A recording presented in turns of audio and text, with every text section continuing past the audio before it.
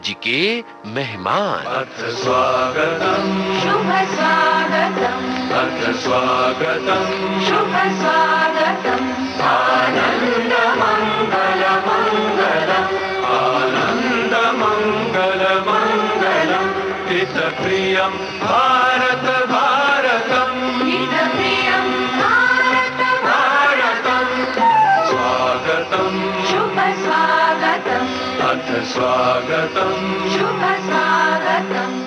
आज के मेहमान इस कार्यक्रम में आज श्रोताओं एक्शन डायरेक्टर श्याम कौशल से नीरजा माथुर की बातचीत का पहला भाग सुनवा रहे हैं।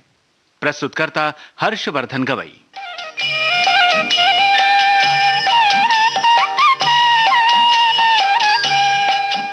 आज के मेहमान कार्यक्रम के सभी श्रोताओं को नीरजा माथुर का प्यार भरा नमस्कार। डिशुम डिशुम की आवाज सुनते ही आपके दिमाग में क्या ख्याल आता है? जी हाँ, मुक्केबाजी, मारपीट, घूसेबाजी, लड़ाई और स्टंट का। आज इस कार्यक्रम में जिस मेहमान से हम बातचीत करने जा रहे हैं उनका संबंध फिल्मों में इसी डिशुम डिशुम से है। जी हाँ, मैं बात कर रही हूँ एक ऐसी हस्ती की जिन्होंने फिल्मों में एक स्टंट मैन के रूप में कदम रखा था और आज बॉलीवुड के एक नामी गिरामी एक्शन डायरेक्टर हैं। आपने बहुत सी फिल्मों में किरदारों से जुर्म के खिलाफ न सिर्फ हाथ पैर बल्कि तलवारें और बंदूकें भी चलवाई हैं। आप हैं श्री श्याम कौशल जी। नमस्कार जी। विविध भारती स्टूडियो में आपका स्वागत है। धन्यवाद। कौशल जी, सबसे पहले हम जानना चाहेंगे कि आपका बचपन कहाँ बीता? मैं पैदा हुआ हूँ एक पंजाब में, डिस्ट्रिक्ट हुशियारपुर है। डिस्ट्रिक्ट हुशियारपुर एक छोटे से गांव में पैदा हुआ जी। मेरे पिताजी गांव में एक छोटी सी किराने की दुकान करते थे और मैं गांव में ही प्राइमरी तक पढ़ा हूँ। फिर मैंने मैट्रिक किया है। मेरे गांव से कुछ 3 किलोमीटर दूर गांव था एक। मतलब ये टिपिकल गांव था? टिपिकल गांव था, हाँ जी हाँ जी। फिर मैं कॉलेज में बीए की तो मैं 10 किलोमीटर दूर था कॉलेज, तो वहाँ पे साइकिल से जाया करता था गवर्नमेंट कॉलेज टांडा में। तो फिर एमए किया तो गवर्नमेंट कॉलेज होशियारपुर से, जो मेरे गांव से 25 किलोमीटर दूर था। तो आप रोज आना जाना? हाँ जी हाँ जी, क्योंकि दूसरा कोई चारा नहीं था। और मैंने प्राइमरी में इंग्लिश नहीं थी, प्राइमरी 6ठी क्लास से ABCD पढ़ना शुरू किया, लेकिन मैंने एमए किया इंग्लिश लिटरेचर में। कोई ट्यूशन नहीं, कुछ नहीं था। तो और एक और बात, जब भी मैं पढ़ रहा था तो हमारे गांव में लाइट भी नहीं थी, मैं दिए की लाइट से पढ़ा हूँ। मतलब एकदम पुराने जमाने की याद आ रही है। तो लेकिन उस जमाने में गांव में सिर्फ मेरे ख्याल से रेडियो ही एक माध्यम हुआ करता था। हाँ। आप भी रेडियो सुनने का शौक रखते थे? मैं अभी आपको बताता हूँ, रेडियो पहली बार मैंने सुना है 65 में। मैं 5वीं कक्षा में था, तो जब भी कुछ लड़ाई लगी थी तो हमारे गांव में एक रेडियो था जिसको सुनने के लिए, सब खबरें सुनने के लिए बड़े से रेडियो आते थे। तो एक ही जगह पे उधर इकट्ठे होते थे, तो वो सुना। फिर 71 के टाइम तक मैं कॉलेज में गया तो हमारे घर में भी एक रेडियो आ गया था। अच्छा। क्योंकि एक बहुत ही मतलब हमारे जो हालात थे उसके हिसाब से उस टाइम पे रेडियो 100-150 रुपए में आना, उतना पैसा खर्चा करना तो बहुत बड़ी बात थी जी। फिर उसमें सेल भी डालने तो बहुत महंगा होता था। पर यही एक एंटरटेनमेंट का साधन था उस टाइम पे गांव में। पूरे गांव में भी ये नहीं कि सबके पास रेडियो होते थे, हार्डली 3-4 रेडियो होते थे पूरे गांव में। तो मतलब दूरदर्शन का तो तब नाम भी नहीं होगा? नहीं, टीवी तो बहुत बाद की बात है हमारे लिए। गांव में तो 80s में टीवी आया। उस जमाने में आप रेडियो सुनते थे तो कौन सा गीत तब पसंद आता था? मेरे को अभी तक याद है, फौजी भाइयों का प्रोग्राम आता था। तो गांव में जो भी फ्री लोग होते थे, जैसा हमारे पास रेडियो था तो दुकान पे इकट्ठे हो जाते थे जी। तो वो जो बहुत ही मतलब भी जो गाने उसमें बजते थे, लेकिन मेरे को सबसे अच्छा, मैं वेट करता था कभी जे गाना आए, जे दुनिया जे महफिल में रफ़ी साहब ने गाया था। जी। इतना अच्छा लगता था, उनकी आवाज और गाने के बोल इतने अच्छे लगते थे, तो उसका हमेशा वेट करते थे कभी गाना आए और हम लोग सुने। आपने जिक्र किया है फौजी भाइयों के कार्यक्रम जयमाला का, जो आप सुना करते थे। हाँ जी। वो आज भी हमारे इस विविध भारती कार्यक्रम में चल रहा है। हाँ जी। तो क्यों ना वही गाना जो आपको पसंद था। प्लीज, बहुत अच्छा लगेगा वो गाना सुन के। ये दुनिया, ये महफिल मेरे काम की नहीं, मेरे काम की नहीं। ये दुनिया, ये महफिल मेरे काम की नहीं, मेरे काम की नहीं। ये दुनिया, ये महफिल मेरे काम की नहीं, मेरे काम की नहीं। ये दुनिया, ये महफिल मेरे काम की नहीं, मेरे काम की नहीं। किसको सुनाऊं हाल दिले बेकरार का, बुझता हुआ चराग हूँ अपने मजार का। ऐ काश भूल जाऊं मगर भूलता नहीं, जिस धूम से उठा था जनाजा बाहर का। ये दुनिया, ये महफिल मेरे काम की नहीं, मेरे काम की नहीं।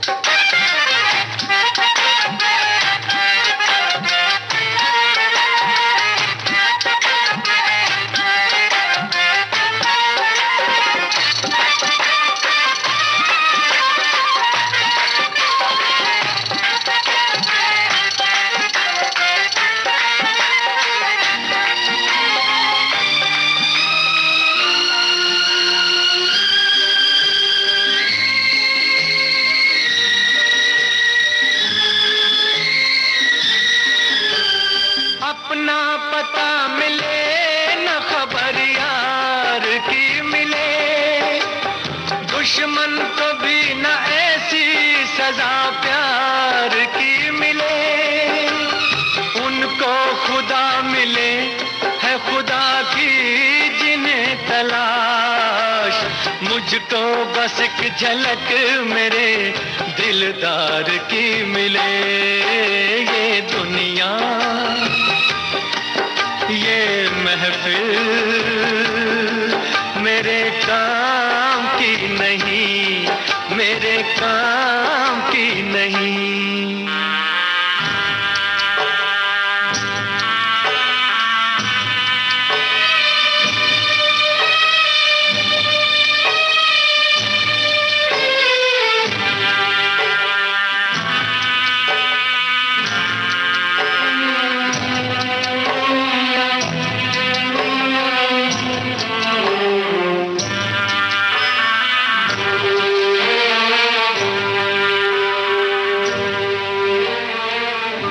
सहरा में आके भी मुझको ठिकाना ना मिला, गम को भुलाने का कोई बहाना ना मिला। दिल तर से जिसमें प्यार को क्या समझूं उस संसार को, एक जीती बाजी हार के मैं ढूंढूं बिछड़े यार को। ये दुनिया, ये महफिल मेरे काम की नहीं, मेरे काम की नहीं।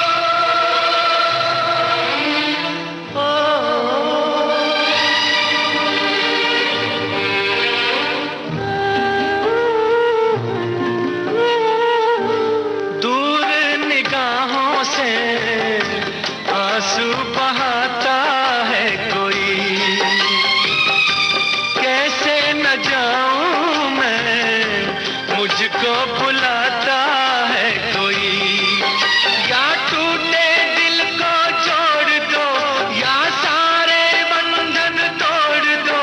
ए पर्वत रास्ता दे मुझे, ए कांटो दामन छोड़ दो। ये दुनिया, ये महफिल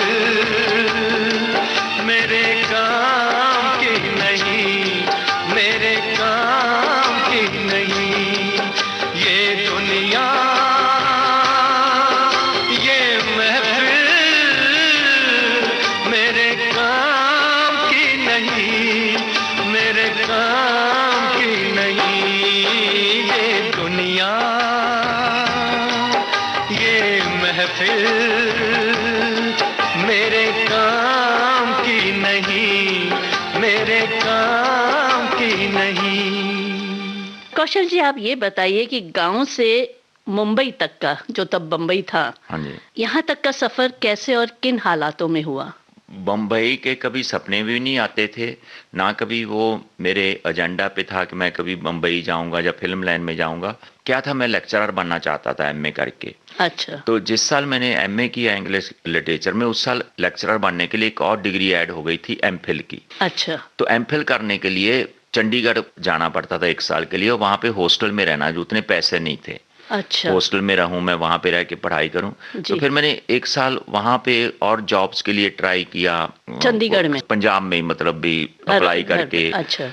लेकिन कहीं पे कुछ बात नहीं बन पाई। डैडी की दुकान छोटी थी, दुकान करनी नहीं थी, तो थोड़ी फ्रस्ट्रेशन भी आ रही थी, क्योंकि जैसा गांव में तो लोगों के नज़र में कि मैं 16 क्लास पढ़ा हूँ, एमए क्यों, तो मैंने बहुत पढ़ाई कर ली है, तो उनको लगता था शायद मैं जानबूझ के नहीं नौकरी करना चाहता हूँ। तो मैं तो अपनी ट्राई कर रहा था। फिर इतने में मेरे एक दोस्त थे जो कॉलेज में मेरे साथ पढ़ते थे, ग्रेजुएशन किया था उन्होंने, फिर उसके बाद में उनको कुछ बॉम्बे नौकरी मिली थी, तो वो आए मेरे गांव से, थोड़ी दूरी उनका भी गांव था, तो वो आए, दोस्ती थी, मिलने गया मैं। तो पहले वो बम्बई आए? वो पहले काम कर रहे थे बम्बई। अच्छा, तो जब वो गांव वापस आए मिलने के लिए, तो मैं उनको मिलने के लिए गया जी। तो मैंने उनको अपने हालात बताए कि मैं जहाँ पे अपने माँ बाप के सामने कुछ ऐसा काम भी नहीं कर सकता हूँ मजदूरी का, पढ़े लिखे हैं तो उनको बुरा लगेगा, लेकिन इनकी नज़र से मैं दूर कहीं भी रहूं तो मैं कुछ भी काम करने को तैयार हूँ, मैं लेबर का काम करने को तैयार हूँ, कुछ भी। लेकिन इनको नहीं मालूम पड़े, तो फिर उन्होंने ही बस नाइस कि चलो मेरे साथ बॉम्बे चलो, वहां पे कुछ ना कुछ काम मिल जाएगा। मेरा बॉम्बे आने का प्रोग्राम बना। अच्छा, तो आप मतलब फिल्मों में काम? नहीं, बिल्कुल भी नहीं। मैं आया था बॉम्बे रोटी कमाने के लिए। अच्छा। और एक बात और मैं आपको बता देता हूँ, जब मैं बॉम्बे आने लगा तो मेरे पिताजी ने 3000 रुपया कहीं दूसरे से 5% ब्याज पे लोन लेके मेरे को दिए थे, और मेरे दोस्त को बोला था कि यहाँ पे बहुत उदास रहता है, तो चल 1-2 महीना बॉम्बे घूम लेगा तो इसको वापस भेज देना। अच्छा। तो लेकिन वो पिताजी की सोच नहीं थी। मैं ये सोच के आया था कि जब तक मैं पैसे ब्याज के साथ वापस नहीं कमा के करता हूँ, मैं घर वापस नहीं आऊंगा। ये दोनों की सोच नहीं ये थी। तो मतलब आप जब आए थे तो माँ बाप को आपके ये नहीं पता था कि आप बम्बई में एक तरह से लंबे समय के लिए आने वाले हैं? हाँ, मेरा एक डेस्टिनी पे बहुत विश्वास है कि जैसे ये नहीं सोचा था कि मैं बॉम्बे का शाम तक प्रोग्राम बन जाएगा, तो वही ऐसे बैठे बैठे बात हुई। मेरे पास पैसे नहीं थे, उसने ही अपने पास से पैसे डाल के 2 टिकटें फ्रंटियर मेल की 1 हफ्ते बाद की बॉम्बे की भी बुक कर ली। अच्छा। तो बॉम्बे तो कुछ ना कुछ जहाँ पे काम करूंगा और अपनी रोटी कमाऊंगा, तो उस में आया। तो आप फिर फिल्मों से कैसे जुड़े? जहाँ पे आके मेरे एक अंकल थे दूर के, उनके थ्रू मेरे को बॉम्बे में 20 दिन बाद में एक नौकरी मिल गई। मैं मूलन में चौल में रहता था और चेंबूर में मेरे को नौकरी मिल गई।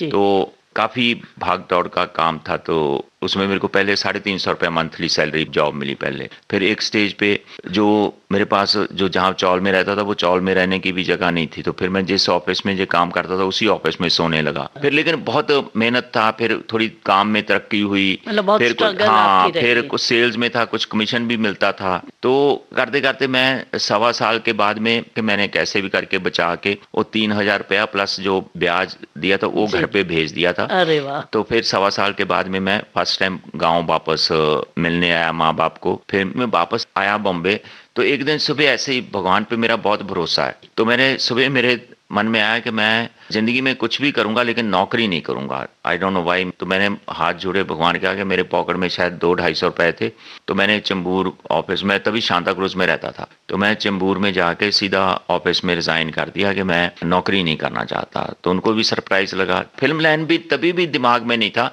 मेरे को कि शायद मैं कुछ ये सेल्स का काम खुद का करूं कुछ भी, लेकिन नौकरी नहीं करूंगा मैं, और वापस भी नहीं जाऊंगा। आपने नया काम ढूंढने से पहले ही तो वो टाइम बहुत ही मतलब भी मुश्किल था, थोड़ा पैसे नहीं थे, टाइम काटना, लेकिन जैसा मेरा वही डेस्टिनी पे, भगवान पे बहुत विश्वास था। तो जब भी मैं सांता क्रूज में रह रहा था तो आजू बाजू में सराउंडिंग में काफी पंजाबी स्टंटमैन रहते थे। अच्छा। मैं पढ़ा लिखा था, काफी रिस्पेक्ट करते थे, तो मेरे को तो कुछ फिल्म लाइन का पता नहीं, लेकिन उन्होंने ही मेरे को फिर जब भी देखा कि मैं कुछ काम नहीं कर रहा हूँ, कुछ नहीं है, तो उन्होंने ही मेरे को इस लाइन में ले आया कि आपका जब तक कुछ बिजनेस का सॉर्ट आउट नहीं होता है, आप पढ़े लिखे हैं, हाइट बॉडी ठीक ठाक है, तो आप तब तक स्टंटमैन बन जाओ, आपको महीने में 2-4 दिन काम मिलेगा, तो लेकिन आपका बेसिक खर्चा तो चलेगा, रोटी तो चलेगी।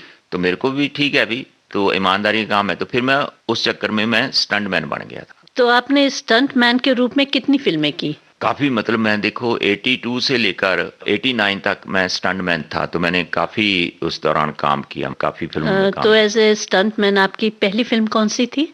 मेरे को अभी तक याद है, जो पहली फिल्म के लिए मैं शूटिंग के लिए गया था, राजकमल स्टूडियो में शूटिंग हो रही थी सवाल फिल्म की, शशि कपूर जी थे, तो मेरे को अभी तक याद है, तभी ब्लू ड्रेसेस होती थी पुलिस की, मुंबई पुलिस की, सॉक्स बड़े बड़े, तो वो ड्रेस पहन के मैंने 5-6 दिन शूटिंग किया। फिर उसके जब भी पैसे मिले तो उस टाइम स्टंटमैन का था 90 rupees daily plus 35 rupees conveyance मिलती थी। अच्छा। तो लेकिन उस टाइम के हिसाब से काफी अमाउंट था कहाँ, तो फिर वो पैसे मिले मेरे को, लेकिन उस पैसे के बाद में मेरे को समझ आया कि नहीं, भगवान मेरे को सही लाइन में लेके आया, क्योंकि मेरा लाइफ में थोड़े से इशू थे कि मैं एक तो वो काम देख रहा था जिसमें ईमानदारी हो, तो मेरे को लगा जी बिल्कुल ईमानदारी का काम है। दूसरा कि इसमें तरक्की करने का कोई टाइम फ्रेम नहीं हो, कि जैसा नौकरी में एक टाइम फ्रेम कि आप इतना करोगे तो ये बन जाओगे इतना, तो इसमें कोई, मेरे को समझ आया कि मैं कल को मेहनत करूंगा, अच्छा सीखूंगा, तो मैं कल को एक्शन डायरेक्टर बन सकता हूं, एंड इवन उसके बाद में भी sky is not the limit. Total ईमानदारी का काम है। जब भी एज ए स्टंटमैन काम किया तो जो पैसा एसोसिएशन के रेट है तो उसी रेट के हिसाब से आपको पैसे मिल रहे हैं। तो मेरी सब प्रॉब्लम फिर एक था कि इसमें कुछ इन्वेस्टमेंट नहीं करनी है, मेरे पास पैसे थे नहीं, तो सब चीजें जो है मेरी सॉर्ट आउट हो रही थी, तो मेरे को लगा नहीं, भगवान मेरे को सही लाइन पे लेके आया। तो फिर मैंने डिसाइड किया कि अभी मैं इसी लाइन में ये काम सीखूंगा और इसी लाइन में ही कोई अपनाऊंगा। और उसके अलावा इतना रोमांच भरा कार्य, मतलब आपको मजा भी आता होगा कि पहले तो जब ही सीखा तो मजा तो नहीं, शाम को पैसे नहीं होते थे खाने के लिए, 2-2 ढाई घंटे प्रैक्टिस होती थी, करवाते थे, बुरी हालत होती थी और कोई चारा नहीं था। मैं एक और शेयर करता हूँ, अगर मैं सोचूं तो मेरी सबसे बड़ी ताकत ये थी कि मेरे पास अल्टरनेट नहीं थे। आदमी की अल्टरनेट ताकत भी हो सकती, कमजोरी भी। मेरे पास तो कोई ना गांव वापस जा सकता हूँ और कुछ काम कर नहीं सकता हूँ, तो मेरे लिए तो और कोई कितनी भी इसमें मुश्किलें हों, लेकिन इसी में ही मेरे को आगे जाना है। मतलब जैसे आपके मन में तब था कि मैं प्रोफेसर बनूं या टीचिंग उसमें आऊं, तो आपने मुंबई में आके कोशिश नहीं की कि लेक्चरर या प्रोफेसर आपको कहीं नौकरी मिल जाए? किया हुआ था। तो आपने किन किन कलाकारों के लिए स्टंट किए? जैसे डुप्लीकेट्स तो मैंने बहुत सारे लोगों के लिए किया, संजय दत्त जी के लिए तभी किया, मिठुन चक्रवर्ती, शक्ति कपूर, जैकी श्रॉफ जी ने हीरो फिल्म साइन की थी, तो हम लोग एक साथ में प्रैक्टिस करते थे। अच्छा। हाँ, फिर थोड़ा अमिताभ बच्चन जी के लिए भी किया, तो एज ए स्टंटमैन भी काम करते हैं कि हीरो से मार भी खानी है और कभी कभी कुछ ऐसा होता है तो उनका डुप्लीकेट भी करना है। आपने अमिताभ बच्चन जी की फिल्म का जिक्र किया है, तो क्यों ना उनकी फिल्म का एक गीत श्रोताओं के लिए हो जाए? Please please. पग घुंघरू बांध आपको बहुत पसंद है। जब मैं नया नया स्टंटमैन बना था जी, तो सेठ स्टूडियो में शूटिंग हुई थी, तो इस गाने के सेट पे मेरे को जाने का मौका मिला था। अच्छा। तो मेरे सामने कुछ पोर्शन की शूटिंग हुई, तो मेरे लिए बहुत स्पेशल है। तभी मेरा फिर ऐसा फिल्म शूटिंग्स को एक्सपोजर हो रहा था कि कैसे होती है शूटिंग। तो चलिए वही गाना हम सुनाते हैं श्रोताओं को। के पग घुंघरू बांध मीरा नाची थी,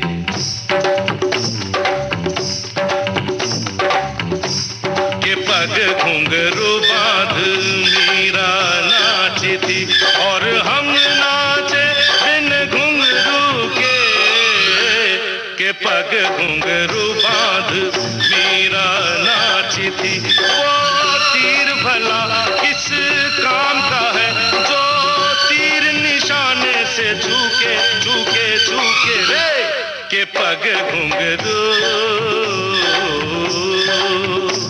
पग घुंघरू बांध मीरा नाची थी, पग घुंघरू बांध मीरा नाची थी, नाची थी, नाची थी, नाची थी, हाँ के पग घुंघरू बांध मीरा नाची थी।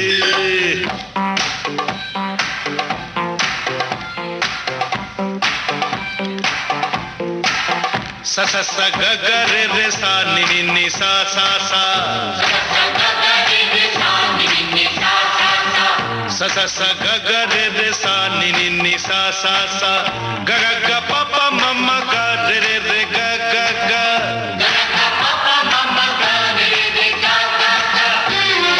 प नि सा प नि सा म प नि म प नि रे रे रे रे रे रे रे रे रे ग रे ग रे ग रे ग रे ग, प प प प प म ग रे ध नि ध ब ध नि ध ध ध नि ध ध ध नि ध ध ध नि ध ध ध नि ध ध ध नि ध ध ध नि ध ध, प म प म ग म ग रे ग रे ध रे ध नि ध रे ध ग रे ग रे ग रे म ग म ग म प म प म ग रे ध नि ध ब स, प म ग रे ध नि ध ब स, प म ग रे ध नि ध ब स।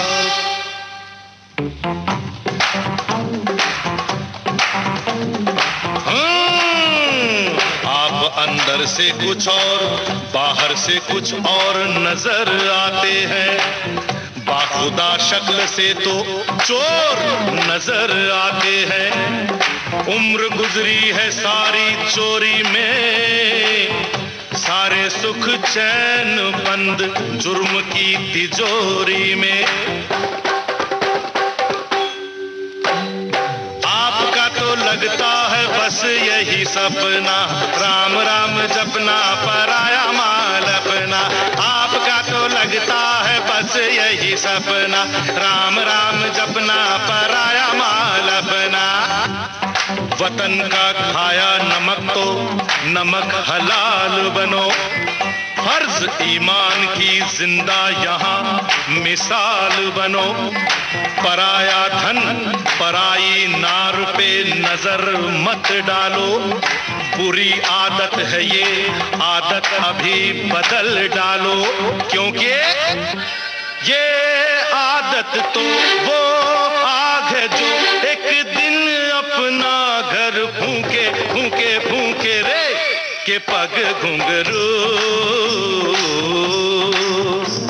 पग घुंघरू बांध मीरा नाची थी, पग घुंघरू बांध मीरा नाची थी, नाची थी, नाची थी, नाची थी, हाँ के पग घुंघरू बांध मीरा नाची थी। श्याम जी, आपने बताया कि आपने एक डुप्लीकेट के रूप में भी काम किया है, तो एक डुप्लीकेट और स्टंटमैन में क्या अंतर है?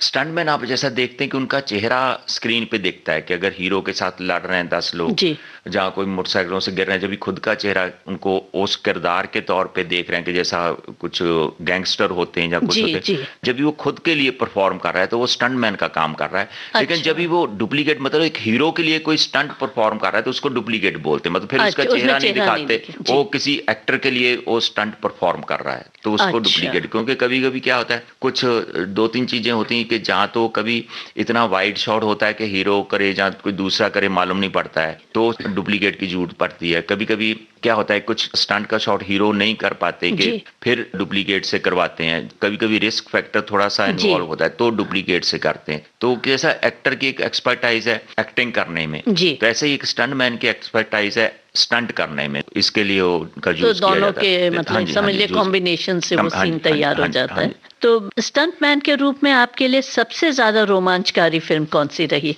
एज ए स्टंटमैन तो रोज ही बड़ा रोमांचकारी होता था, क्योंकि हम लोगों का डेली वेज वर्कर थे एज ए स्टंटमैन। तो जहाँ भी रोज की शूटिंग, अगर अच्छा कोई शॉट हो गया, आपके शॉट पे वाह वाह हो गई, ताली बज गई, तो हमारे लिए बहुत बड़ा वो बात हो जाती थी। और एक होता था कि जितना रिस्की शॉट करने को मिलता था उतना ज्यादा मजा आता था, क्योंकि ये होता था कभी भी दिमाग में ये नहीं आता था कि कुछ मार लगेगी या कुछ लग जाएगा। ये होता था अच्छा मेरे को ये रिस्की काम मिला, मैं कितना अच्छा करूं कि मेरा नाम हो, कि मेरे को और काम मिले। जिस दिन मेरे को पहली बार बॉडी फायर लगाना था पूरा शरीर पे आग लगाना था, तो जी। मैं इतना एक्साइटेड था यार मेरे को आज बॉडी फायर लगाना है। तो कि उससे क्या होता है, फैशनली आपका नाम होता है कि आपने जी। अच्छा काम किया, अच्छे स्टंट्स किए। जहाँ लेकिन उस क्षण में आपको ऐसा नहीं लगता था अगर मैं जल गया तो, या मुझे नहीं, मेरे मानना एक अच्छा, होता है ताकत शरीर में नहीं होती, ताकत दिमाग में होती है। सही तो बात है। प्रोफेशन के हिसाब से मेंटली अट्यून हो जाते हैं। एज ए स्टंटमैन कभी किसी चीज से डर नहीं लगा, कुछ नहीं। तो काम के में आपका मेंटल स्टेट अलग रहता है, जी। आपका सोचने का ढंग अलग जी। रहता है। तो आपने जैसे बताया आपको शरीर पे आग लगा के, कोई खास वाकया किसी मतलब कुछ ऐसा, या कोई और ऐसा कोई वाकया जिसमें बहुत रोमांचकारी क्षण आए हों? एग्जैक्टली कि आपने फिल्मों में देखा होगा याददाश्त खो गई, मेरे साथ ये हो चुका है। मतलब? मैं शूटिंग कर रहा था, अक्सा विलेज है जी, मालाना जी। पे, तो मैं डुप्लीकेट कर रहा था। अच्छा। तो मेरे को ऐसा वो हाथ गाड़ी जिसपे सब्जी वगैरह बेचते जी, हैं, तो जी, वो ठेला। गाड़ी पे मैं खड़ा हूँ, वो गाड़ी जाके एक पोल से टकराती है, तो मेरे को फिर बकरियों का ये बाड़ा है, तो उसमें जाके ऐसा गिरना था। तो आई डोंट नो, मैं गिरा, मेरा कभी सिर लगा, शॉर्ट ओके हो गया, सब वहां से यूनिट मूव करके दूसरी गली में चला गया। लेकिन मेरे को उसके बाद में मैं वहां से उठ के बैठ गया, क्योंकि सब अपने अपने काम में जी। बिजी थी। आई स्वीयर बाय गॉड, मेरे को कुछ मालूम नहीं मैं कौन हूँ, क्यों जहाँ अरे! पे आया हूँ, ऐसा हुआ। मतलब सिर के बल आप- सिर नीचे जाके टकराया अब एक पत्थर से। ओह! हाँ, तो आई लॉस्ट माई मेमोरी, मेरे को कुछ याद नहीं, किसी को भी मालूम नहीं, मैं चुपचाप बैठा हूँ, कुछ मेरे को याद नहीं आ रहा मैं क्यों आया था जहाँ पे, कौन हूँ मैं। फिर अरे! 2 घंटे बाद में धीरे धीरे मेरे को ऐसा याद आने लगा, और 12 बजे शॉट हुआ था, जब मेरे को 3 बजे के करीब वापस याद आने लगा, अच्छा मैं जहाँ पे सुबह शूटिंग के लिए आया था, मैं मोटरसाइकिल जहाँ पे खड़ा है। तो उस दौरान आपके जो यूनिट के और लोग, क्योंकि क्या होता है ना कि ये अच्छा। हो गया काम, चलो हाँ, अगले शॉट की अगले शॉट के तैयारी लिए हो दूसरी जाए। गली जी। में घुस गया, उधर चलने लगे, तो ये सब ओहो, ऐसे तो ही आप चलता वो है। पूरे दौरान 2-3 घंटे उधर बैठा रहा, किसी को कुछ नहीं, कि बैठे हैं तो बैठे, ओहो। को किसी को मालूम नहीं ना कि क्या हाँ, हुआ। हाँ, हाँ, हाँ। That has happened. मतलब जैसे फिल्मों में दिखाते हैं, हाँ, याददाश्त मेरे साथ खो हो गई चुका और था। वापस आ गई, वो आपके साथ वाकई हुआ। हाँ जी, हाँ जी, इस बीच क्यों ना एक कोई गीत हो जाए पक्का जी, आपकी पक्का। पसंद का? हाँ जी, हम दिल दे चुके सनम का गाना, ढोली तारो ढोल बाजे, हाँ, बहुत ही एनर्जी वाला गाना है, जी, वन ऑफ जी, माय जी। फेवरेट सॉन्ग, बहुत ही ठीक है, अच्छा है। सुनाते हैं श्रोताओं को। ढोली तारो ढोल बाजे, ढोल बाजे, ढोल बाजे, ढोल के ढम ढम बाजे ढोल। ये ढोली तारो ढोल बाजे, ढोल बाजे, ढोल बाजे, ढोल तो ढम ढम बाजे ढोल। हे छोरी बड़ी अनमोल, मीठे मीठे इसके बोल, आंखें इसकी गोल गोल गोल गोल, तो ढम ढम बाजे ढोल। हाँ हाँ छोरा है नटखट, बोली है पटपट, पर छेड़े पीछे बोले ऐसे बोल, तो ढम ढम बाजे ढोल।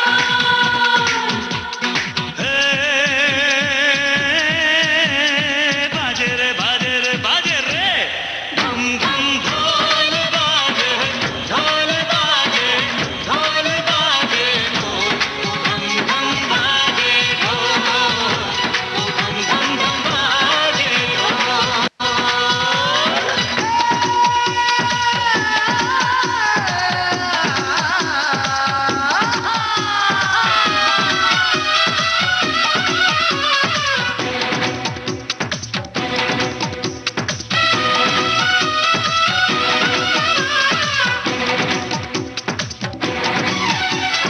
रख लो ये रूप तारो, छू लो जरा, अरे ना, अरे हाँ, अरे हाँ, हाँ, हाँ, हाँ।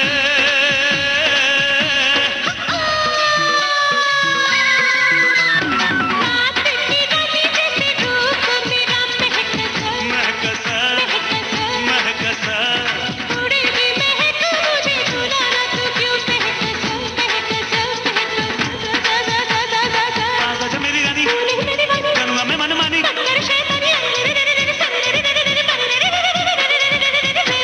के ढोली तारो, के ढोली तारो, के ढोली तारो, हे ढोल बाजे, ढोल बाजे, ढोल बाजे ढोल, के ढम ढम बाजे ढोल।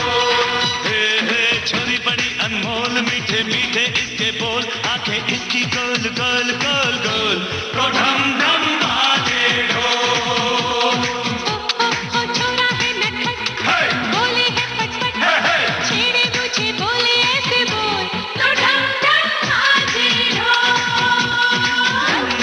ढोल बाजे, ढोल बाजे, ढोल बाजे ढोल, के ढम ढम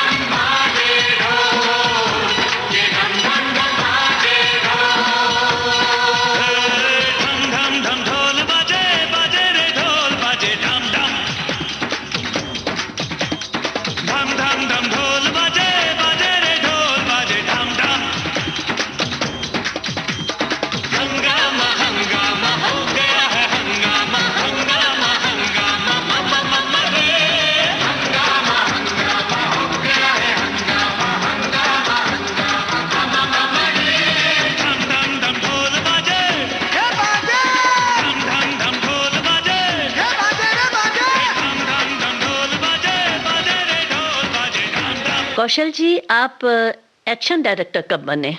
मैं एक्शन डायरेक्टर बना 1990 में। जैसा ना मेरा बहुत विश्वास है डेस्टिनी पे, हम अपना मतलब कर्म करते रहे तो काफी। तो ये भी मैं फिल्मिस्तान स्टूडियो में एक डाकू की ड्रेस पहन के। अच्छा, स्टंटमैन थे जब आप? स्टंटमैन, हाँ जी। तो रात को कुछ 8:30 बजे मेरे को 2 लोग मिलने के लिए आए। एक फोन वोन तो होते नहीं थे, हाँ मेरे घर में तो फोन भी नहीं था, मैं चौल में रहता था इधर आदर्श नगर में। तो 2 लोग मिलने के लिए आए, एक उसमें से प्रोडक्शन मैनेजर थे जो मेरे को जानते थे जी। और एक साथ में और थे। तो उन्होंने मेरे को बताया कि ये तंबी कनातम है जो मलयालम के बहुत बड़े डायरेक्टर हैं, ये जहाँ पे शूटिंग कर रहे हैं मोहनलाल जी के साथ में, इनको एक्शन डायरेक्टर चाहिए। क्योंकि जो इनके एक्शन डायरेक्टर आने वाले थे केरला में, उन सडनली उनकी तबीयत खराब हो गई। पर इनको एक है कि इनको एक्शन डायरेक्टर वो चाहिए जो इंग्लिश जानते हो ताकि कम्युनिकेशन की प्रॉब्लम नहीं हो। वो मेरी पढ़ाई मेरे एडवांटेज में आ गई और उनको मालूम था इंडिपेंडेंट शूटिंग कर सकता हूँ, क्योंकि बीच बीच में जब भी कहीं जरूरत पड़ती थी तो मेरे को भेजते थे मेरे बॉस पप्पू वर्मा जी इंडिपेंडेंट शूटिंग करने के लिए। तो उन्होंने डायरेक्टर तंबी कनातम जी ने मेरे से बात किया वहाँ पे, तो कि ऐसा ऐसा मैं कल से शूटिंग करनी है, तो दिस इज़ अ सीक्वेंस, आप क्या सोचते हो उसके बारे में। पूरा इंग्लिश में बात हो रही थी। तो मैंने बताया कुछ बात हुई, तो बोलते सुबह 7 बजे मैं जू पे इस होटल में रुका, आप सुबह 7 बजे आइए। तो मैं नेक्स्ट डे सुबह 7 बजे मैं गया उनसे मिलने। उन्होंने बात किया तो ठीक है, I am happy with your capabilities. तो पर एक ही है कि रात में शूटिंग है मुकेश मिल में कोलाबा में, पर आज ही एक्शन डायरेक्टर बनना पड़ेगा। I want to work with the assistant. तो ये एक्शन डायरेक्टर का असल में क्या काम होता है? अगर आप फिल्मों में जो एक्शन सीन्स देखते हैं जी, उसको डायरेक्टर के साथ मिलके पूरा उसको डिजाइन करना, उसको एग्जीक्यूट करना, ये एक एक्शन डायरेक्टर का काम होता है। कि उसको एक जब स्क्रिप्ट लिखी जाती है उसमें एक्शन भी, जहाँ पे कुछ एक्शन हुआ, जहाँ विलन भागा हीरो भागा, उसको डायरेक्टर के साथ उसको डिजाइन करना है पूरा, कैसे भागेगा, कैसे इंटरेस्टिंग और बन सकता है। जहाँ विलन किसी को उठा के ले गया, हीरो कैसे आएगा, और कुछ भी काम है तो जो आप एक्सपर्ट हैं उस फील्ड में, तो आपने जो स्टोरी के कंटेंट को लेके आपने अपनी एक्सपर्टाइज डाल के आपने उसको पूरा सीक्वेंस को डिजाइन करना है कि कैसे होएगा। फिर उसके लिए चाहिए तो एक्टरों को ट्रेनिंग देनी है तो ट्रेनिंग भी देनी पड़ेगी। फिर आपने कैसे उसको लोगों तक पहुंचाना है कैमरामैन के साथ मिलके, तो पूरी जो आपकी एज एन एक्शन डायरेक्टर जिम्मेदारी आ जाती है उस चीज को पूरा शूट करने की। तो उसमें आपको खुद करके दिखाना होता है। जब भी आप एक्शन डायरेक्टर बन जाते तो आप स्टंट मैन नहीं फेरा पाते, क्योंकि आप स्टंट खुद नहीं कर सकते। डेफिनेटली वो दिखाना पड़ता है गाइड करने के लिए, पर आपके पास एक टीम भी होती है। क्योंकि आपका ज्यादा ध्यान रहता है, हर चीज को देख रहे हो, कैमरे की भी देख रहे हो, लोगों की सेफ्टी भी देख रहे हो, तो आप उस चीज पे पूरी पे नजर रख रहे हो। मतलब शारीरिक रूप से आपको उसमें इतना नहीं करना पड़ता। हाँ, और टीम आपकी, उनको आप गाइड करते हो, ऐसा करके बता दो, ऐसा करके वो एक्टरों को बताते हैं सब। They take care of this thing. पूरा ओवरव्यू आप इंचार्ज रहते हो। तो आप एक छोटी सी जगह पे आकर आप जाके फिजिकली करने लग गए तो आपका ध्यान उधर से हट जाएगा। जी जी। तो आपने बताया कि आपने दक्षिण की फिल्म करी थी पहली। हाँ जी, एक्शन डायरेक्टर के रूप में। मलयालम फिल्म थी। तो हिंदी की कौन सी? इंद्रजालम, मोहनलाल हीरो थे उस फिल्म के। अच्छा, बड़ी हिट हुई थी। हाँ जी। और ये एक्शन डायरेक्टर के रूप में आपकी हिंदी की पहली कौन सी फिल्म थी? हिंदी की मेरी पहली फिल्म थी प्रहार, जो नाना पाटेकर जी मेन लीड थे, आर्मी पे बेस्ड थे, और नाना पाटेकर जी ने डायरेक्ट की थी। बहुत ही इंस्पायरिंग फिल्म थी। जी हाँ। इस फिल्म ने मेरे को एक इस इंडस्ट्री में मतलब as an action director recognition दी मेरे को। और उसके बाद में अब तक नाना पाटेकर जी के साथ एज ए एल्डर ब्रदर बहुत अच्छे संबंध भी हैं। उन्होंने थ्रू थिक एंड थिन, मतलब प्रोफेशनली पर्सनली, जब भी कुछ ऐसा हुआ तो मेरे साथ में खड़े रहे हैं। बहुत अच्छी बात है। तो आपने जिक्र किया प्रहार का, तो उसका कोई गीत जो आपको बहुत पसंद हो? हाँ, उसका तो बहुत ही इंस्पायरिंग गाना है, हमारी ही मुट्ठी में आकाश सारा, जब भी खुलेगी चमकेगा तारा। तो लीजिए पेश है ये गीत। हमारी ही मुट्ठी में आकाश सारा, जब भी खुलेगी चमकेगा तारा। हमारी ही मुट्ठी में आकाश सारा, जब भी खुलेगी चमकेगा तारा। कभी ना ढले जो वो ही सितारा, दिशा जिससे पहचान संसार सारा। हमारी ही मुट्ठी में आकाश सारा, जब भी खुलेगी चमकेगा तारा। हमारी ही मुट्ठी में आकाश सारा, जब भी खुलेगी चमकेगा तारा।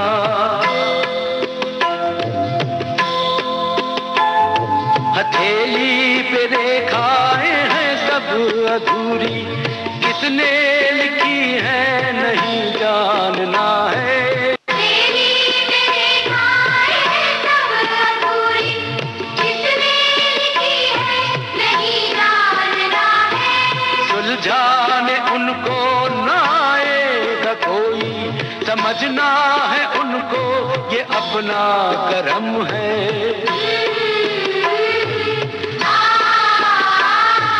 अपने कलम से दिखाना है सबको, खुद का पनपना उभरना है खुद को।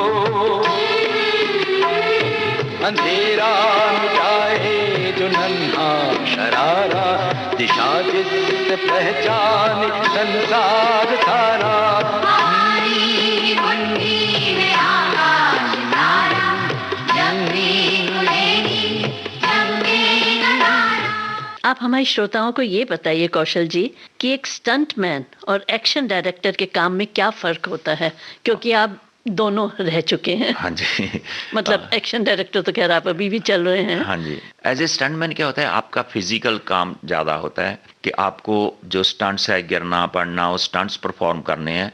एज एन एक्शन डायरेक्टर आपका काम ज़्यादा दिमागी आ जाता है। आपने सोचना है, सीक्वेंस डिज़ाइन करने हैं, लोगों से काम लेना है, एक्टरों से काम लेना है, वो सब चीज़ें पूरा सीक्वेंस डिज़ाइन करके लोगों तक पहुंचाना है, कैसे उसको शूट करना है जी। और आपकी इनपुट्स उसमें क्या आती हैं। तो दैट इज ऑन ए बड़े स्केल पे वो आपकी जिम्मेदारियां आ जाती हैं, क्योंकि आप उस सीक्वेंस के निर्देशक हैं। हाँ, तो निर्देशक हैं, तो आपकी जिम्मेदारियां बहुत आ जाती हैं, तो ज़्यादा दिमाग का खेल आ जाता है। तो एक्शन डायरेक्टर के रूप में आपने कितनी फिल्में की हैं? ऊपर वाला बहुत मेहरबान रहा है, अभी तक मेरे को लगता है कुछ 250 फिल्में तो की होंगी। हाँ जी। तो कुछ के नाम बताइए। तो जैसा शुरुआत तो प्रहार से की थी, फिर लास्ट ईयर संजू, काबिल, पद्मावत, बाजीराव मस्तानी, क्रिश, धूम, गुंडे, गैंग्स ऑफ वासेपुर, बजरंगी भाईजान, दंगल, पीके। ऐसा तो भी ऊपर वाला मेहरबान है कि अच्छे अच्छे लोगों से काम करने का मौका मिला।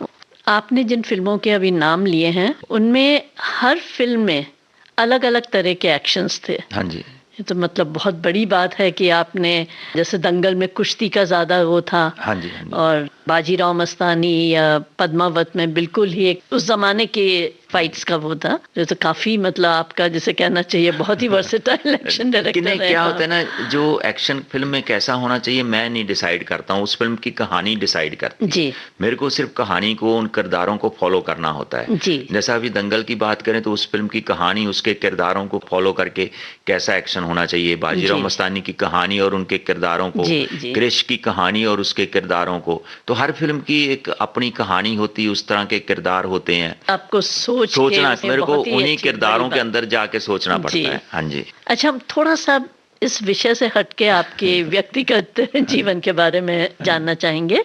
जब आपकी शादी हुई तो आपकी पत्नी को आपके इस जोखिम भरे काम के बारे में मालूम था? नहीं, क्योंकि मेरी शादी गांव में हुई 86 में, तो इवन मेरे पेरेंट्स को भी नहीं मालूम था मैं क्या करता हूँ। वो तो बेचारे अनपढ़, उनको क्या मालूम स्टंटमैन क्या होता है, फिल्में कैसे बनती हैं, तो उनको कुछ मालूम नहीं था। शादी की बातचीत हुई, मैं कुछ काम करता हूँ, रोटी कमा लेता हूँ, तो स्टंटमैन था।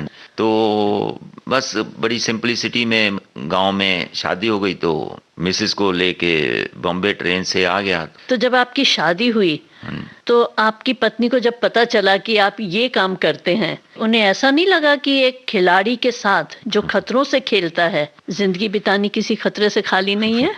लेकिन प्रॉब्लम क्या, मैं बाहर काम करता था, घर पे लेके नहीं आता था कि बाहर क्या काम कर रहा हूँ कभी। लेकिन उन्होंने पूछा तो होगा। हाँ, पूछते, लेकिन इतना ज्यादा, क्योंकि तभी ना तो मोबाइल फोन्स थे, सुबह निकले काम करके शाम को आ गए। हाँ, तो मिसेज को भी उतना ज्यादा नहीं मालूम था। फिर एक क्या होता है ना कि एक शादी हुई तो ग्रेजुअली प्यार हो जाता है, विश्वास हो जाता है। अपने प्यार की बात करें तो एक मोहब्बत से संबंधित एक गीत वो जरूर होना चाहिए। बताइए आपको कौन सा पसंद है? जब भी गांव में था ना, मैं सच्ची वो गाना मतलब ऐसा वेट करते थे, जे जो मोहब्बत है, कटी पतंग का गाना। जी, जी। और जब भी ये गाना आता था तो रेडियो फुल वॉल्यूम पे कर देते थे हम। चलिए आज भी हम ये श्रोताओं को सुनाते हैं वो गीत। ये जो मोहब्बत है ये उनका है काम, अरे महबूब का जो बस लेते हुए नाम, मर जाए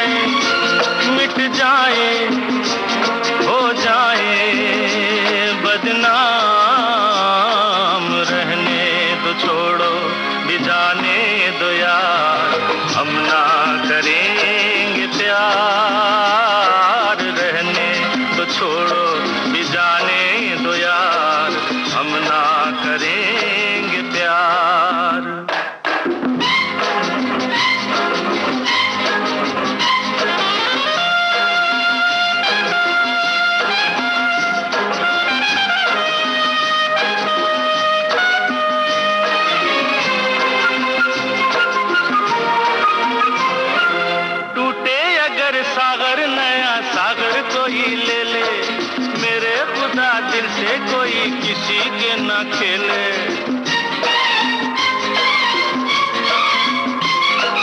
टूटे अगर सागर नया सागर कोई ले ले, मेरे खुदा दिल से कोई किसी के ना खेले। दिल टूट जाए तो क्या हो अंजाम, ये जो मोहब्बत है ये उनका है काम।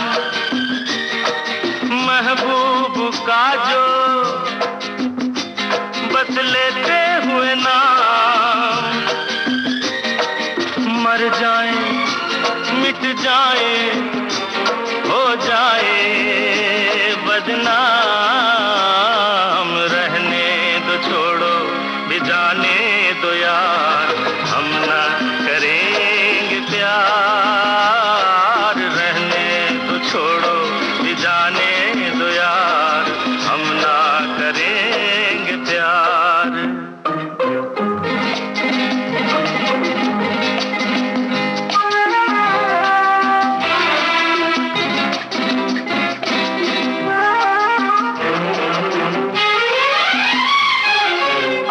किसी से ना उलझ जाए मैं डरता हूँ, यारो हसीनों की गली से मैं गुजरता हूँ।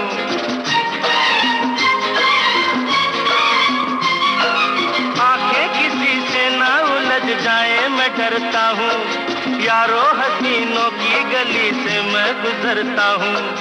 बस दूर ही से करके सलाम, ये जो मोहब्बत है ये उनका है काम। और महबूब का जो बस लेते हुए नाम, मर जाए मिट जाए हो जाए बदनाम।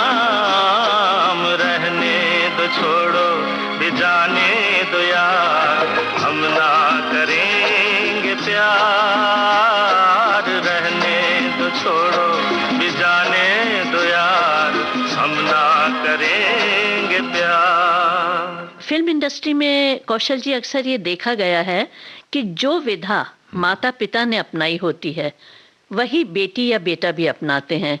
जैसे अभिनेता या अभिनेत्री के बच्चे भी अभिनेता बनते हैं, संगीतकार के बेटे संगीतकार बनते हैं। तो आपके बेटों ने कभी एक्शन डायरेक्टर बनने की नहीं सोची? फ्रैंकली कभी नहीं उन्होंने ये बात की कि हमको एक्शन डायरेक्टर बनना है। मेरा ये मानना था कि जैसे मैं जहाँ पे अकेला आया, जैसी मेरी जरूरत बनी, जैसे हालात बने, फिल्म लाइन में कैसे एंट्री हो गई, तो मेरे को ये था कि नहीं, बच्चे अपना रास्ता खुद जो उनके मन में आता है वो रास्ता चुने, क्योंकि वो दुनिया को मेरी नज़र से नहीं देखें। क्योंकि अगर अपने माँ बाप की गाइडेंस से दुनिया देखी होती तो शायद इतना कुछ नहीं देख पाता। तो मैंने अपने हालात के हिसाब से अपनी नज़र से दुनिया देखी जहाँ पे, तो मेरे बच्चे भी अपनी नज़र से दुनिया देखें, अपने पैरों पे खड़े हुए। मेरा एक था कि जिंदगी में कुछ भी करो लेकिन पढ़ाई बहुत जरूरी। जैसे मैंने एमए किया गांव में, मैं सच्ची बोलता हूँ, जहाँ पे स्टंटमैन बना के ये बात सबको कहना चाहता हूँ, जो भी अभी सुन रहे हैं उन बच्चों को, कि पढ़ाई इसलिए जरूरी नहीं है कि आपने नौकरी करनी है या आपने ग्रेड लेने हैं। पढ़ाई इसलिए जरूरी है कि उस उम्र में अगर आप ईमानदारी से पढ़ते हैं तो आपको मेहनत की आदत पड़ती है उस उम्र में, जिंदगी भर आपके काम आएगी, वो आपका कैरेक्टर बन जाएगा। तो मैंने जब जहाँ पे स्टंटमैन बना तो वो जो पढ़ाई, मेरे एमए की डिग्री काम नहीं आई, लेकिन वो जो मेहनत करने की आदत थी, वो सीरियसली काम को लेने की आदत थी। क्योंकि मैंने बिना ट्यूशन के 6ठी क्लास से ABCD पढ़ना शुरू करके मैंने इंग्लिश लिटरेचर में एमए किया, लेकिन वो जो मेरी आदत थी मेहनत से काम करने की, वो मेरे काम आई। तो ऐसे ही बच्चों के साथ था कि जो भी आप प्रेजेंट में करो, प्रेजेंट अभी आपका है, पढ़ाई करना, आप उस पर ध्यान दे के पढ़ाई करो। लेकिन कभी मैंने उनको, ईमानदारी से बोल रहा हूँ, कभी मैंने उनको ग्रेड्स के बारे में ना कभी बात की कि आप इतने % मार्क्स लेगा, नहीं, पढ़ाई करो, लेकिन सबसे पहले उससे भी more important be good human, अच्छे इंसान बनो। जी, बहुत बड़ी बात कही तो अच्छे इंसान बनो और पढ़ाई करो, उसके बाद में जो आपका मन करता है वो करो। मतलब एक तरह से ये कहना चाहिए कि आपने अपने आप को कभी बच्चों पे थोपा नहीं, बिल्कुल भी नहीं, तुम्हें यही करना है या ये नहीं करना है। उसके पीछे भी एक कारण है। क्या होता है, जैसा मैं गांव से कोई सपने लेके नहीं आया था, मैं तो अपनी रोटी कमाने के लिए आया था। लेकिन जब तक मेरे बच्चे बड़े हो रहे थे तो मेरे को फिल्म लाइन में थोड़ी बहुत कामयाबी मिल रही थी, तो मेरे को जो मेरे सपनों से ज्यादा तो ऑलरेडी मिल रहा था। मैंने तो इतने बड़े सपने भी नहीं लिए थे। कभी कभी क्या होता है ना, माँ बाप अपनी जो सपने वो बच्चों के थ्रू पूरा करना चाहते हैं, तो वो प्रेशर उन पे आ जाता है। तो मेरे को वो कभी नहीं था कि मेरे को बच्चों के थ्रू अपने सपने पूरे करने तो इसके लिए वो कुछ प्रेशर नहीं था। तो बच्चों का ये था कि आप अच्छे इंसान बनो, जो जिंदगी में करना है ईमानदारी से करो। लेकिन तो आपके दोनों बेटों विक्की और सनी को शुरू से ही फिल्मों में काम करने का शौक था? नहीं, बिल्कुल नहीं। विक्की ने इंजीनियरिंग कर लिया। अच्छा। तो पहले तो मेरे पास जब भी उनको स्कूल में डाला तो पैसे ही नहीं थे, तो म्यूनिसिपल स्कूल में डीएन नगर में डाला दोनों को। फिर 8वीं कक्षा से इधर दूसरे स्कूल में जाने लगे। अच्छा। फिर अच्छे मैट्रिक में मार्क्स आए तो मेरिट पे ही इंजीनियरिंग में एडमिशन मिल गया। सन्नी ने बीकॉम किया है। अच्छा। विक्की को जब ही लास्ट ईयर में था तो इसको कैंपस में प्लेसमेंट हो गई थी इसकी। तो जैसे ही एग्जाम हुए तो इसको लेटर आया, अभी आके ज्वाइन करो जॉब। मैं तो खुश, अभी बेटा चलो इंजीनियर बनने जा रहा है। तो मैं इसको बोलता अच्छा यार तेरे को कहीं नौकरी वोकरी अच्छी मिल जाए, तू भी अमेरिका चल जाए, हम भी कभी घूमने आ जाए।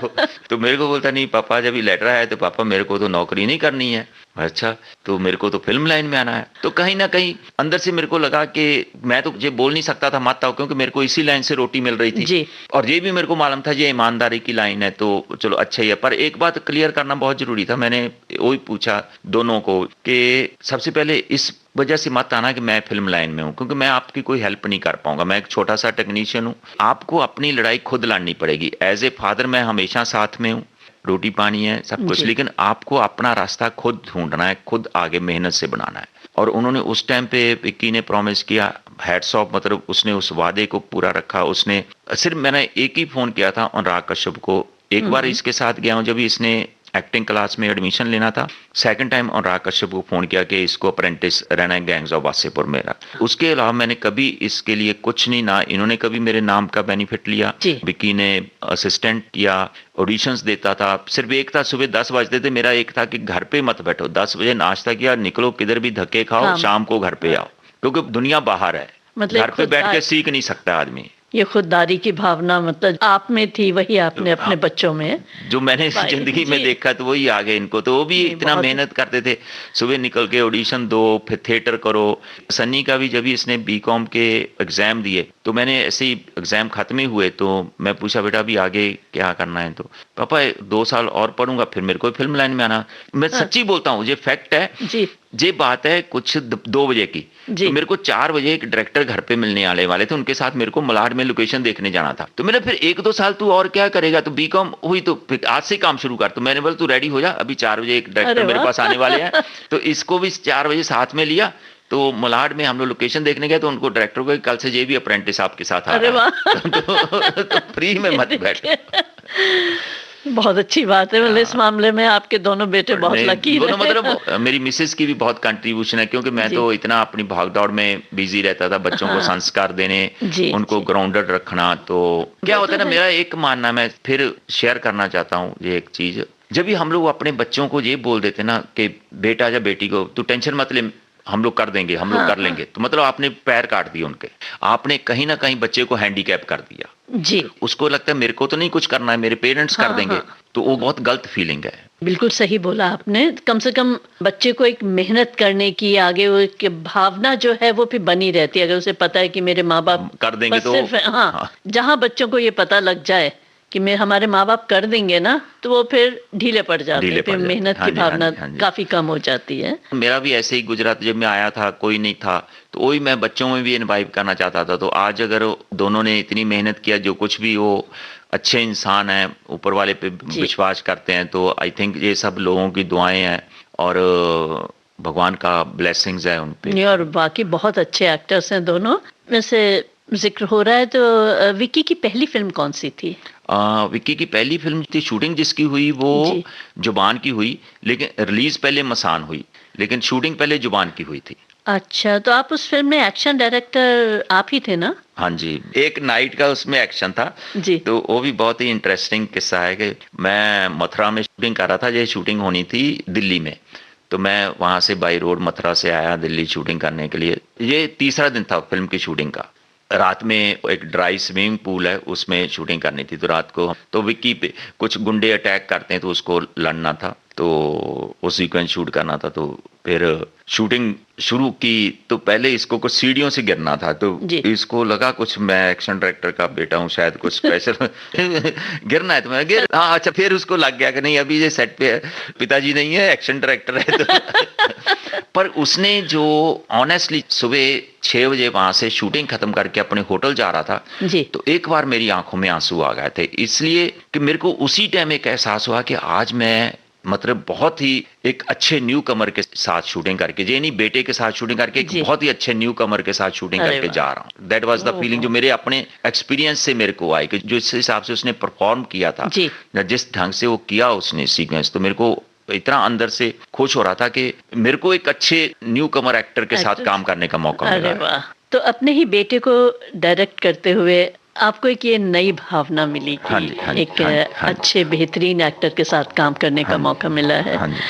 तो आइए श्रोताओं को उसी फिल्म का एक गाना सुनाया जाए। तो साज उठाओ यारो, रूहानू सुर करिए, गूंगी चुप चुप बोल उठाइए, तारा तारा पड़ी, लकड़ी की आंधी ओए मुंडिया, की कहंदी है खलड़ी, कुछ सारंगी नू सीने लाके, तू की कहनी एड़ी।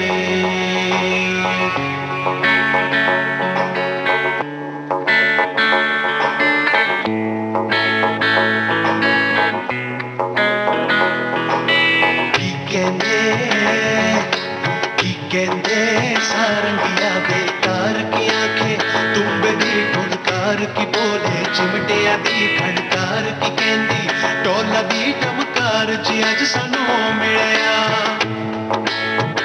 जी अज सानू मिलया, ओ मिलया, ओ मिलया, जी मैं तरत नू बीच पिजानू, पुल पुलानू, ट्रेन ट्रेन नू, किरण किरणा नू, रंग रंगा नू, नैन नैना नू, ख्वाब, जी अज सानू मिलया,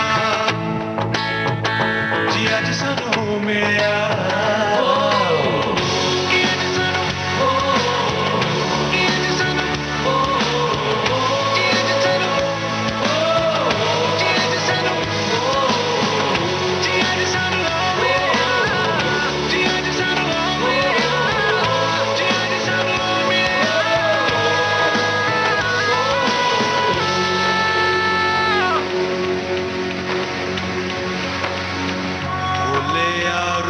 सारंगी विचों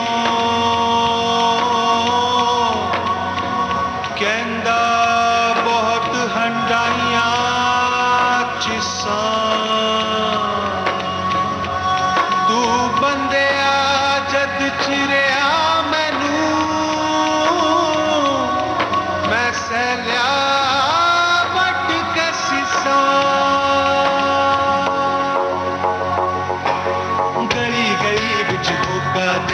लंगे अज बन जा रे हो, लंगे अज बन जा रे, जिसड़ो सिद्ध को जान प्यारी, आज न पिछियों मारे हो, आज न पिछियों मारे, हुण की जान प्यारी रखिए, मिल गए जान तो प्यारे, सानू मिले, हाँ जी अज सानू मिले, हाँ जी अज सानू मिले।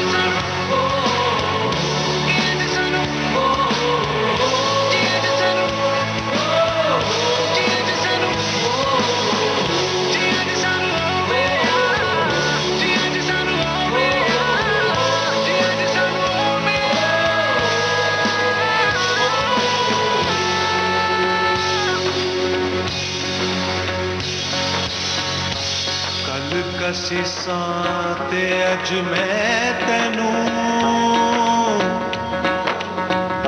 देवा लख सी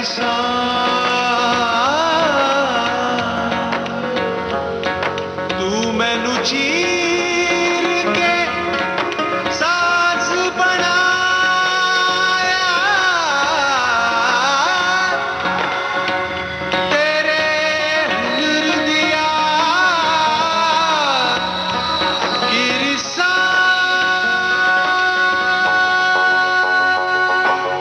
तू मेरा साजी साज नवाजी मैं तेरी सारंगी हो मैं तेरी सारंगी बिना तेरे सीने लगा हो जानिया गूंगी हो जानिया गूंगी तेरी वेदन मेरे दिल चो दरबो बड़ बड़ लंगी अज सनू मिलिया हाँ जी अज सनू मिलिया